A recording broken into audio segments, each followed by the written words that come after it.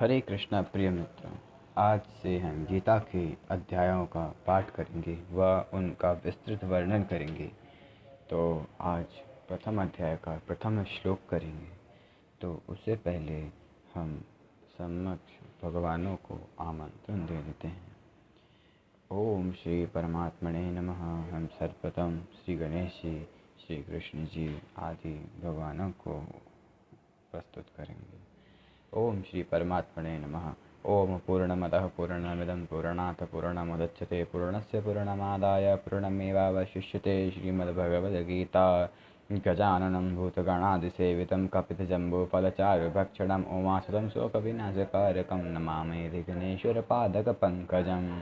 ध्यानाभ्यासवशीकृतेन मनसा तन्निर्गुणं निष्क्रियं ज्योतिः किञ्चन योगिनो यदि परं पश्यन्ति पश्यन्तु ते अस्माकं तु तदेव लोचनचमत्काराय भूयाच्चिरं कलन्दे पुलिनोदरे किमपि यानल्लं महोधावति यावन्निरञ्जनमजं पुरुषं जलन्तं सञ्चिन्तयामि निखिले जगति स्फुरन्तं तावद्बलात् स्फुरन्ति हन्त हृदन्तरे मे गोपस्य कोऽपि शिशुरञ्जपुञ्जमञ्जुः न वेद्यां येषां श्रीर्मपि शरण च गुणाः परित्यक्ता लोकैरपि विरजनयुक्ताः श्रुतिजडाः शरण्यं ते अपि प्रसिद्धगुणमाश्रित्य सुजनाः व्यक्मुक्तास्तं वन्दे यजपतिमहं कृष्णं मलजं।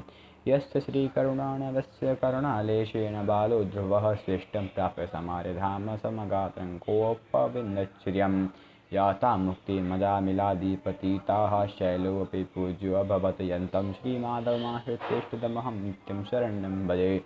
वसुदेवसुतं देवं कंसचारुणमर्दनं देवकी परमानन्दं कृष्णं वन्दे जगद्गुरुं। नारायणं नमस्कृत्य नरं चैव नरोत्तमं देवीं सरस्वतीं व्यासं ततो जयमुदीरयेत्। जय ओम श्री गणेशाय नमः। ओम श्री सरस्वती नमः। श्री कृष्णाय नमः। तो आज हम गीता के प्रथम अध्याय का प्रथम श्लोक का पाठ करेंगे। ओम श्री परमात्मने नमः।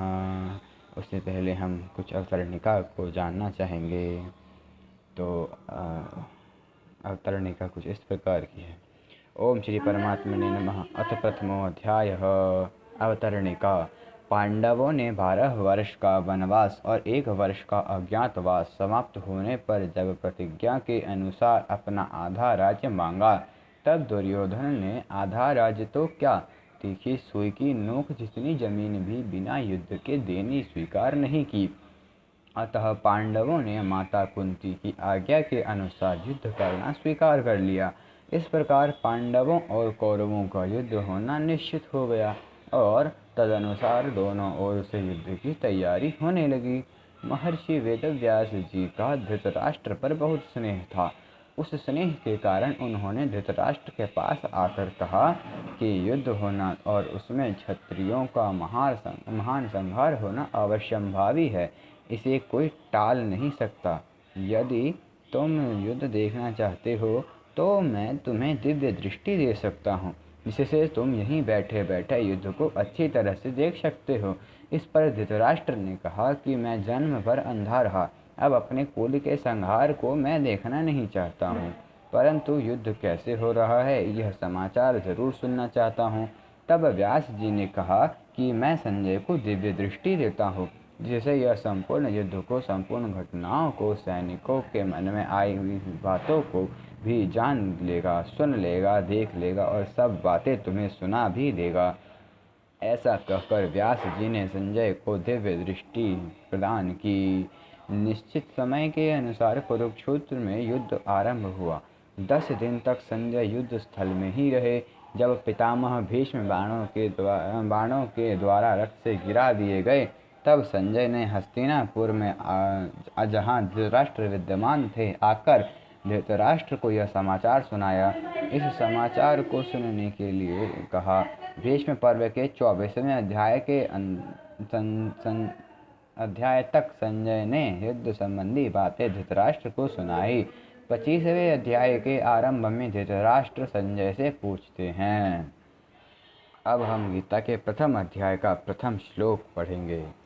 धृतराष्ट्र उवाच धर्मक्षेत्रे कुरुक्षेत्रे समवेतायुयुत्सवः मामकाः पांडवाश्चैव किं कुर्वत संजय। अब इनका शब्दार्थ जान लेते हैं।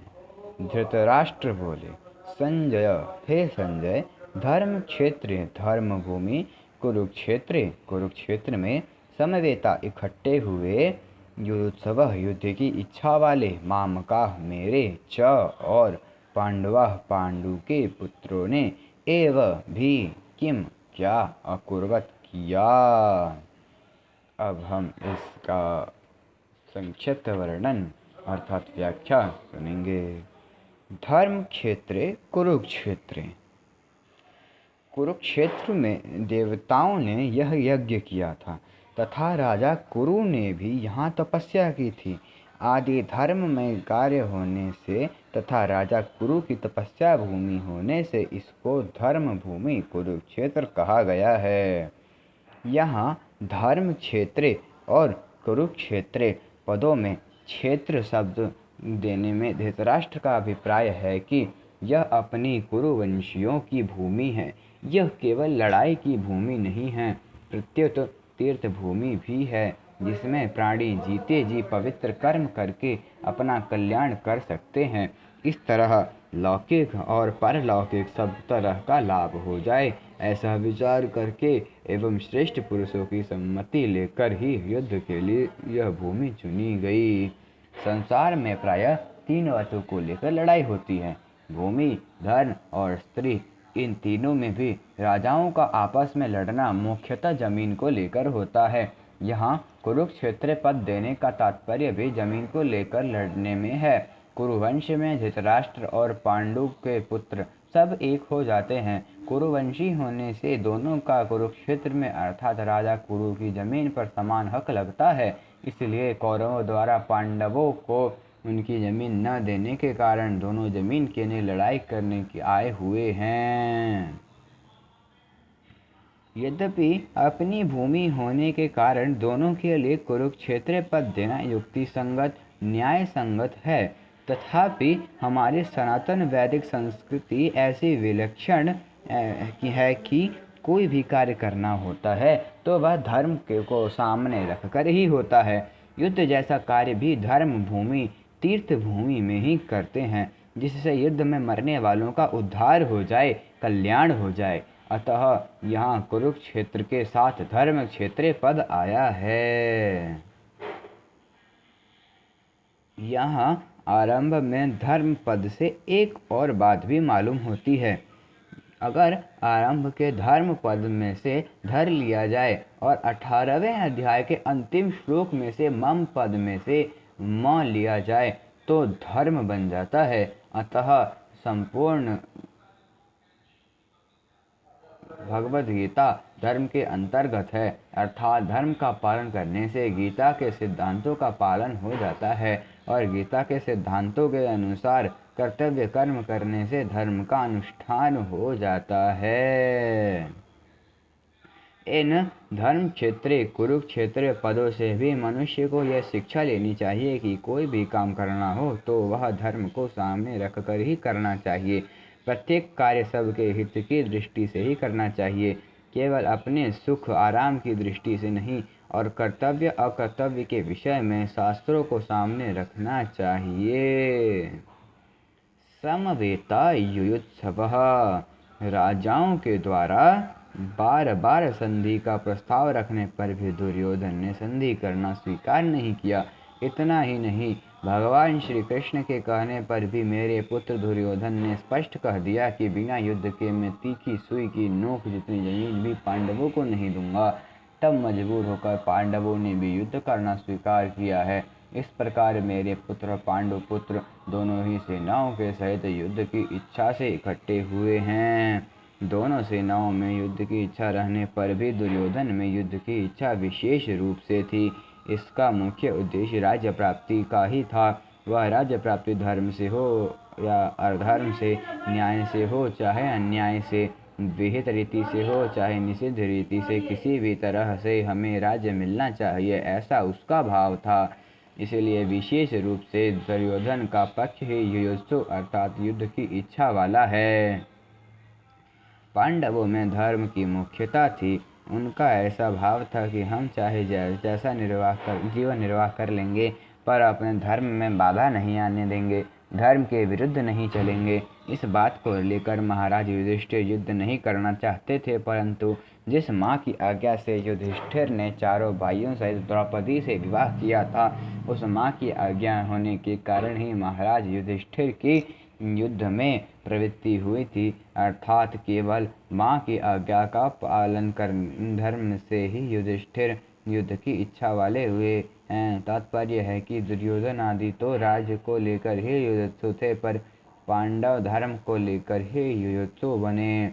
मामकाः पांडवाश्चैव, पांडव धृतराष्ट्र को अपने पिता के बड़े भाई होने से पिता के समान ही समझते थे और धृतराष्ट्र की आज्ञा का पालन करते थे। धृतराष्ट्र के द्वारा अनुचित आज्ञा देने पर भी पांडव उचित अनुचित का विचार न करके उनकी आज्ञा का पालन करते थे। अतः यहाँ मामकाः पद के अंतर्गत कौरव और पांडव दोनों आ जाते हैं। फिर भी पांडवाः पद अलग देने का तात्पर्य है कि धृतराष्ट्र का अपने पुत्रों में तथा पांडव पुत्रों में समान भाव नहीं था, उसमें पक्षपात था, अपने पुत्रों के प्रति मोह था। वे दुर्योधन आदि को तो अपना मानते थे, पर पांडवों को अपना नहीं मानते थे। इस कारण उन्होंने अपने पुत्रों के लिए मामकाः और पांडु पुत्रों के लिए पांडवाः पद का प्रयोग किया है, क्योंकि जो भाव भीतर होते हैं वे ही प्रायः वाणी से बाहर निकलते हैं।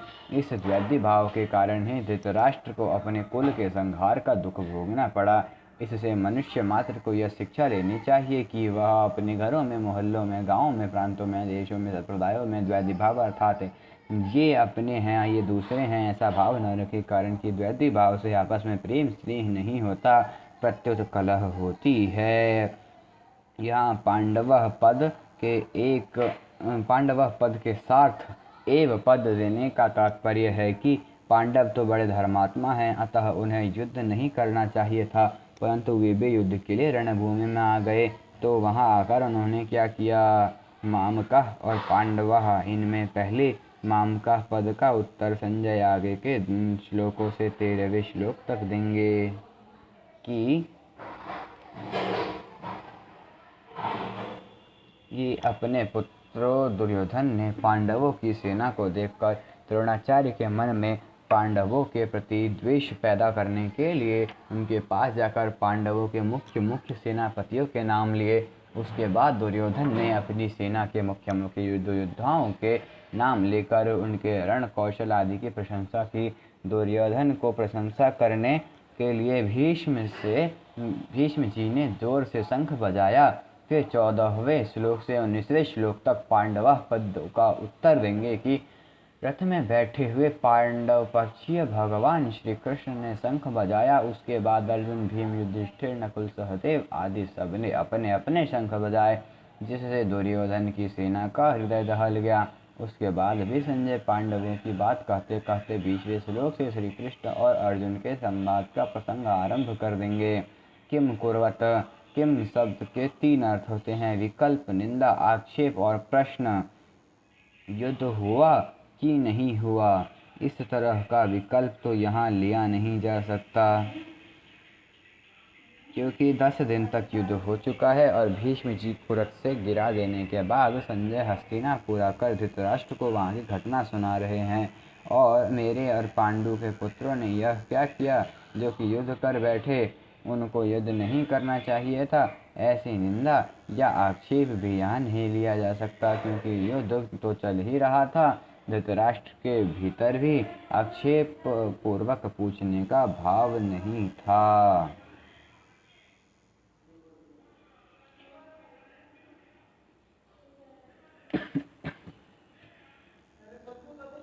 यहाँ किम शब्द का अर्थ प्रश्न लेना ही ठीक बैठता है। धृतराष्ट्र संजय से भिन्न भिन्न प्रकार की छोटी बड़ी सब घटनाओं को अनुक्रम से विस्तार पूर्वक ठीक ठीक जानने के लिए ही प्रश्न करते हैं। अब हम इस श्लोक का परिशिष्ट भाव जान लेते हैं। मेरे पुत्र मामकः और पांडु के पुत्र पांडवः, इस मतभेद से ही राग द्वेष पैदा हुए, जिससे लड़ाई रूपी हलचल हुई। धृतराष्ट्र के भीतर पैदा हुए राग द्वेष का फल यह युद्ध हुआ कि 100 के 100 कौरव मारे गए, पर पांडव एक भी नहीं मारा गया। जैसे दही बिलोते हैं तो उसमें हलचल पैदा होती है, जिससे मक्खन निकलता है, ऐसे ही मामका और पांडवा के भेद से पैदा हुई हलचल से अर्जुन के मन में कल्याणकारी अभिलाषा जागृत हुई, जिससे भगवद गीता रूपी मक्खन निकला। तात्पर्य यह हुआ कि धृतराष्ट्र के मन में होने वाली हलचल से लड़ाई पैदा हुई और अर्जुन के मन में होने वाली हलचल से गीता प्रकट हुई। अब हम कल जैसे श्लोक को का उच्चारण करेंगे उसके बारे में जान लेते हैं। धृतराष्ट्र का प्रश्न का उत्तर संजय आगे के श्लोकों से देना आरंभ करेंगे। संजय उवाच दृष्ट्वा तु पाण्डवानीकं प्रियोढं दुर्योधनस्तदा आचार्यमुपसंगम्य राजा वचनमब्रवीत्। जय श्री कृष्ण कृष्ण कृष्ण हरे हरे, हरे राम राम राम हरे हरे।